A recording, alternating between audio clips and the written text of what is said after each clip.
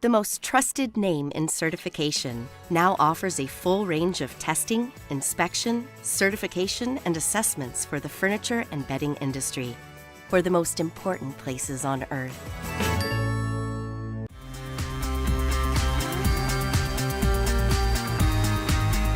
I'm Ray Allegrezza, Editor-in-Chief of Furniture Today, and we're live here from the Furniture Today Leadership Conference.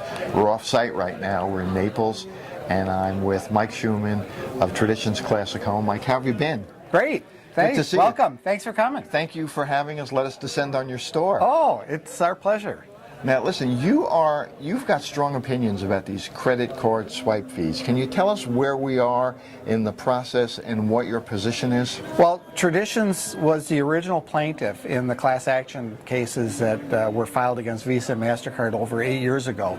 And as you're probably aware, there's a settlement that has been negotiated. There was a hearing on September 12th, and we're basically waiting to hear from the judge. But the key issue is, in the settlement, the main relief we have are changes in the rules that will permit retailers to surcharge for credit cards. And those rules changes are currently in effect.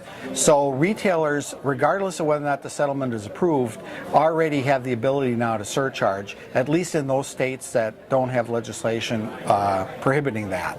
And you know, it remains to be seen if people are going to take advantage of that. I was just in Fort Lauderdale over the weekend and stopped to buy gas at a gas station that had dual pricing. And I was talking to the proprietor there, and 70% of their customers are paying the cash price.